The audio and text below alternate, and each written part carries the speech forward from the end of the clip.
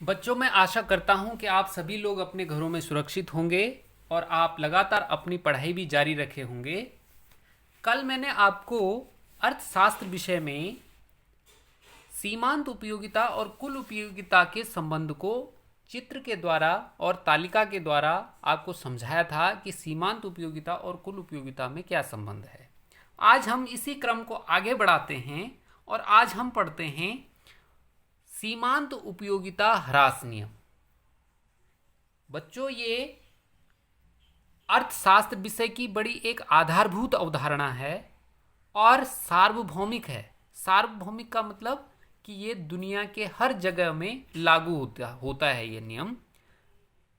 तो इसलिए इसको संतुष्टि का आधारभूत एवं सार्वभौमिक नियम भी कहा जाता है। संतुष्टि का आधारभूत एवं सार्वभौमिक नियम, है ना। इसको सबसे पहले एक ऑस्ट्रिया के अर्थशास्त्री हुए हैं एच गोसेन। गोसेन, जैसे कि आप यहां पर देख पा रहे हैं, मैंने लिखा भी है एच गोसेन। ये अर्थशास्त्री हुए हैं, ये ऑस्ट्रिया के। उन्होंने इसका प्रतिपादन सबसे पहले किया। बाद में इसको प्रोफेसर मार्शल और वोल्डिंग ने भी इसको आगे बढ़ाया। मार्शल ने इसकी बड़ी वैज्ञानिक व्याख्या की और बोल्डिंग ने भी इसमें कुछ आधुनिकता का पुट इसको और आधुनिक बनाया, है ना। तो चलिए समझते हैं कि यह सीमांत उपयोगिता ह्रास नियम है क्या। इसे घटती सीमांत उपयोगिता के नियम से भी जाना जाता है। यानी इसमें क्या होता है, अब इस नियम को समझते हैं कि इसमें होता क्या है। इसमें यह होता है कि यदि कोई उपभोक्ता किसी वस्तु की इकाइयों का लगातार उपभोग करे तो उसे प्रत्येक अगली इकाई से घटती हुई सीमांत उपयोगिता प्राप्त होती है। मैंने कहा कि यदि कोई उपभोक्ता किसी वस्तु का लगातार उपभोग करता है तो उसको जो सीमांत उपयोगिता है वह घटते हुए क्रम में क्या होती है, प्राप्त होती है। इसीलिए कहा जाता है इसको सीमांत उपयोगिता का ह्रास नियम या घटती हुई सीमांत उपयोगिता का नियम। अब देखो, मैं आपको इसको एक उदाहरण से यहाँ पर समझाता हूँ। आप इस तालिका को जरा ध्यान से देखें। देखिए, मैंने एक तालिका बनाई है यहाँ पर और फिर उस पर मैंने एक चित्र भी बनाया है। तो आप इसको पहले तालिका को समझें। देखो, एक व्यक्ति है जो बहुत भूखा है, तो उसने जैसे पहली रोटी खाई तो उसको प्राप्त हुई 20 सीमांत उपयोगिता, है ना। क्योंकि व्यक्ति बहुत ही भूखा था तो उसको जब पहली रोटी मिली तो उसको उसकी उपयोगिता बहुत अधिक लगी। अब उसके पेट में थोड़ा रोटी तो चली गई तो भूख थोड़ा कम हो गई। तो अब देखो, दूसरी से प्राप्त हुई उसको 17, फिर भूख और थोड़ा कम हो गई तो फिर तीसरी से प्राप्त हुई उसको उपयोगिता 15, फिर चौथी से प्राप्त हुई 10, पांचवी से 4 और छठवीं से 0। अब ये इसका मतलब, शून्य का मतलब क्या हुआ कि यहाँ पर उपभोक्ता जो है वो पूर्ण रूप से संतुष्ट हो गया। यानी यहाँ पर उसको जो उसकी भूख है वो बिल्कुल खत्म हो गई। अब उसको कोई भूख नहीं है, पेट भर गया है उसका। अगर अब उसको और रोटियां अगर वो खाए तो उसको वो ऋणात्मक सीमांत उपयोगिता प्राप्त होगी, न कि धनात्मक। देखिए, यहां से यहां तक ये जो है ये है धनात्मक उपयोगिता, ये 4 तक ये तो है धनात्मक उपयोगिता है। और ये धनात्मक उपयोगिता उसको प्राप्त हुई है 5वीं रोटी तक, ये देखिए। और उसके बाद 6वीं रोटी से उसको 0 उपयोगिता प्राप्त हुई है। और अगर वो 7वीं रोटी भी खाता है तो उसके बाद उसको ऋणात्मक उपयोगिता प्राप्त होगी। अब देखेंगे इसको चित्र के माध्यम से। देखिए, मैंने जो एक्स अक्ष है इस पर ले लिया है मैंने रोटियों की इकाइयां, और जो वाई अक्ष है इस पर ले लिया है मैंने सीमांत उपयोगिता, यानी एमयू। इसको एमयू के नाम से भी शॉर्ट फॉर्म में लिख देते हैं, मार्जिनल यूटिलिटी। तो अब देखें कि क्या होता है, कैसे दिखाया मैंने। देखो, पहली इकाई से प्राप्त है 20, तो देखो पहली रोटी से उसको प्राप्त हो रही है 20, तो ये देखो मैंने 0, 5, 10, 15, 20 इस तरह से बना दिया, तो 20 उपयोगिता उसको प्राप्त होगी पहली से। दूसरी से प्राप्त हुई है उसको 17, आप तालिका को भी देखते रहे उसके साथ साथ। दूसरी रोटी से उसको 17 मिली है, देखो तो ये मैंने 15 और 20 के बीच में देखो 16, 17 यहाँ पर आ गया ना, तो 17 मिली है उसको। तीसरी से कितनी मिली है उसको? तीसरी से मिली 15, तो देखो 15 पे आ गया ये तीसरा। चौथी से मिली उसको 10, तो देखो ये है चौथा, ये 10, ये चौथी पे आ गई 10। अब पांचवी से प्राप्त हुई उसको 4, तो देखो पांचवी रोटी ये है, तो ये 5 से थोड़ा कम, ये 4। छठवीं से 0 कुछ नहीं प्राप्त हुआ, तो ये है शून्य उपयोगिता। और अगर वो छठवीं के बाद भी अगर वो इसके उपभोग के क्रम को जारी रखता है, तो देखो अभी इस रेखा के नीचे आ गया है, यहाँ पे ऋण 5, ये देखो 0 के बाद ये ऋण 5 यहाँ पे दिखाया है ये। तो इस तरह से आप इसका चित्र से इसको प्रदर्शन कर सकते हैं। और ये 7वीं रोटी से मैंने यहाँ पे ये ऋणात्मक उपयोगिता है, ये शून्य उपयोगिता है, और पहली रोटी से लेकर के और ये 5वीं रोटी तक ये है धनात्मक उपयोगिता, है ना। छठवीं में उसको शून्य उपयोगिता। तो ये अब मैंने आपको चित्र के द्वारा इसको समझा दिया है, तो मैं समझता हूं ये आपको समझ आ गया होगा। अब बात करते हैं कि इस नियम की कुछ आधारभूत मान्यताएं हैं, इस नियम की कुछ मान्यताएं हैं, उनको भी समझने का प्रयास करते हैं कि ये नियम ठीक है लागू तो होता है, पूरी दुनिया में होता है और सभी उपभोक्ताओं पर होता है, लेकिन इसके फिर भी कुछ मान्यताएं हैं, उनको भी आपको समझ लेना है। इस नियम की पहली मान्यता है कि वस्तुओं का उपभोग बिना समय अंतराल के लगातार होना चाहिए। अब जैसे ये व्यक्ति का मैंने उदाहरण लिया था कि जब ये रोटी खा रहा था ना, तो जब ये एक बार खाना शुरू करेगा तो लगातार खाना है इसको, ऐसा नहीं कि एक रोटी अभी खा ली, एक फिर दिन में खाएगा, एक रात में खाएगा, ऐसा नहीं।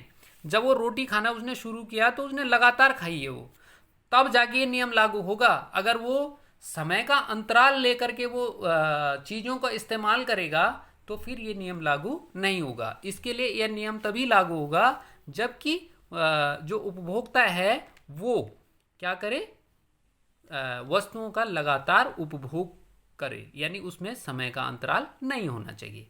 नंबर दूसरी इसकी मान्यता है कि वस्तु की इकाइयों का आकार पर्याप्त होना चाहिए। हाँ, ये अब देखिए इसका जो दूसरी जो इसकी मान्यता है कि जो वस्तु उपभोग कर रहा है व्यक्ति, उसका आकार जो है वो एक मानक आकार होना चाहिए, एक सही आकार होना चाहिए। ऐसा नहीं हो कि पहले एक रोटी और फिर उसके बाद छोटे छोटे अगर हम उसको टुकड़े दें रोटी के, तो फिर हम ये नहीं कह सकते कि एक छोटे टुकड़े के बाद फिर अगले टुकड़े से उसको कम उपयोगिता प्राप्त होगी, ऐसा नहीं कह सकते। यानी जो वस्तु की, सपोज अगर मैं दूसरी बात कहूँ आपको, माना कि कोई व्यक्ति भूखे की जगह थोड़ी देर, अभी मैं ये कह रहा हूँ कि अगर वो बहुत प्यासा है, अब अगर वो बहुत प्यासा है और हम उसको पानी एक एक एक बूंद करके देंगे, तो उसको क्या एक बूंद के बाद फिर दूसरी बूंद से कम उपयोगिता प्राप्त होगी? नहीं, बल्कि हम उसको किस में नापेंगे, हम गिलास में नाप सकते हैं कि एक गिलास पीने के बाद अगर उसने दूसरा गिलास पिया तो फिर दूसरे गिलास से कम होगी उसको उपयोगिता प्राप्त, न कि एक बूंद बूंद करके नहीं देंगे। कहने का अर्थ यह है कि व्यक्ति जिस वस्तु का उपभोग कर रहा है उसकी इकाइयां जो हैं वो क्या होनी चाहिए, उसका आकार पर्याप्त होना चाहिए। ऐसे बूंद बूंद पानी या रोटी के छोटे छोटे टुकड़े ऐसे नहीं, इस तरह अगर उपभोग किया जाएगा तो फिर ये नियम लागू नहीं होगा। वस्तु का आकार जो है वो पर्याप्त होना चाहिए, तभी यह नियम लागू होगा। तीसरी बात है कि यह नियम तब लागू होगा जब सभी वस्तु की जो इकाइयां हैं उनके गुण और आकार क्या हों, एक समान हो, उनमें कोई भिन्नता ना हो। सपोज करो कि कोई व्यक्ति है वो आम का उपभोग कर रहा है, अब माना एक आम बड़ा मीठा है और अगला वाला बहुत खट्टा है, या एक आम अभी पहले वाला खट्टा है दूसरे वाला मीठा है, तो ऐसा हो सकता है कि अगर पहले व्यक्ति ने खट्टा आम खाया उसके बाद उसने मीठा आम खाया, तो फिर तो उसको ये हो जाएगा कि उसको उपयोगिता और ज़्यादा मिल गई। भाई पहले वाला तो खट्टा था क्योंकि, और दूसरे वाला जो है वो मीठा था, तो पहले वाले की तुलना में दूसरे वाले में उसको ज़्यादा उपयोगिता मिल जाएगी। तो ऐसा नहीं होना चाहिए। जिस वस्तु का उपभोक्ता उपभोग कर रहा है वो जो है उसके जो गुण धर्म हैं और आकार है वो उसमें किसी प्रकार की कोई भिन्नता नहीं होनी चाहिए, बल्कि वो समरूप होनी चाहिए, एक जैसी होनी चाहिए, तो तभी ये नियम लागू होगा।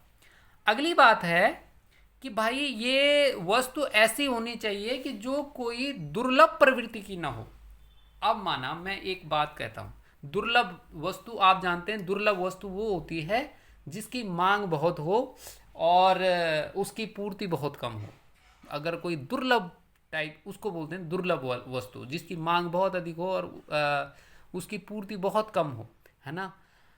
अब अगर उसकी मांग अधिक है और पूर्ति बहुत कम है तो उसका कीमत बहुत होगी। अब मैं थोड़ी देर एक बात कहता हूँ, मैं एक माना कोई व्यक्ति है वो हीरे का उपभोग करता है, मतलब हीरे की अंगूठियां बनाने का उसको बड़ा शौक है। तो अब अगर माना उसके पास एक हीरा आ गया और उसने एक अंगूठी बना ली, अगर उसके पास दूसरे हीरा आ गया, उसके पास दूसरे हीरे की अंगूठी मिल गई, तो उससे प्राप्त होने वाली उपयोगिता कम थोड़ी होगी उसकी, बल्कि उसको तो ये लगेगा कि और तीसरी भी आ जाए और चौथी भी आ जाए, उसको और अच्छा लगेगा कि मेरे पास इतने हीरे की अंगूठियां हो गई है। तो क्या है कि अगर कोई वस्तु दुर्लभ प्रवृत्ति की है या विलासिता की वस्तु है तो यह नियम लागू नहीं होगा। यह नियम लागू तभी होगा जब वो एक सामान्य वस्तु हो, दुर्लभ प्रवृत्ति की वस्तु, दुर्लभ प्रकृति की वस्तु ना हो।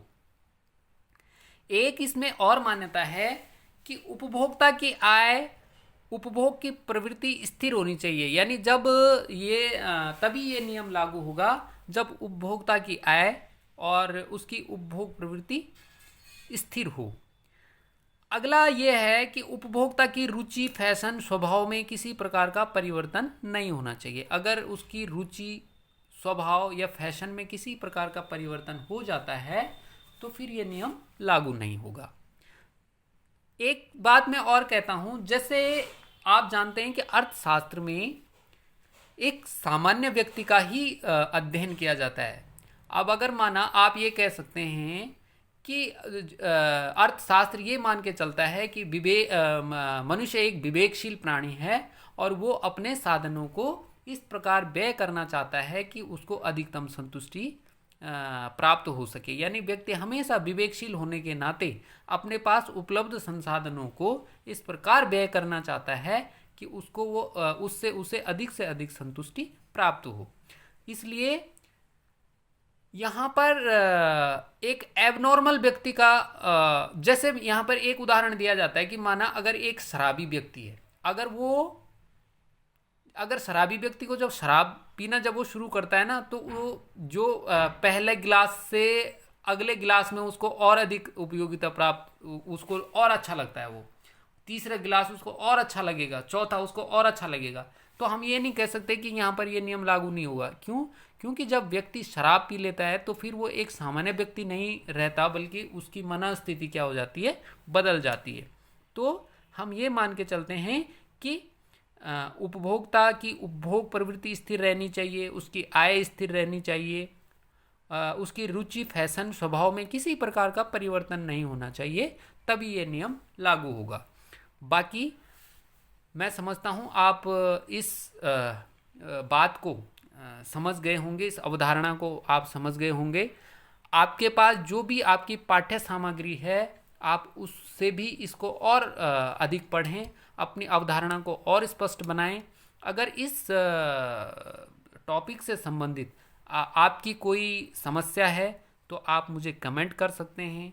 मैं आपकी समस्या का समाधान करने का भरसक प्रयत्न करूंगा। आप जब तक आपको समझ नहीं आता, आप वीडियो को बार बार देखिए और अपने सहपाठियों के साथ, अपने दोस्तों के साथ इसको शेयर करिए। और अगर ये आपको अच्छी लगी है तो इसको लाइक भी करिए और कमेंट भी करिए। ठीक है, तो आपने वीडियो देखा इसके लिए बहुत बहुत धन्यवाद। आप इस वीडियो को देख करके अपने नोट्स भी तैयार कर लेंगे, मैं ऐसी अपेक्षा आपसे कर रहा हूँ। बहुत बहुत धन्यवाद।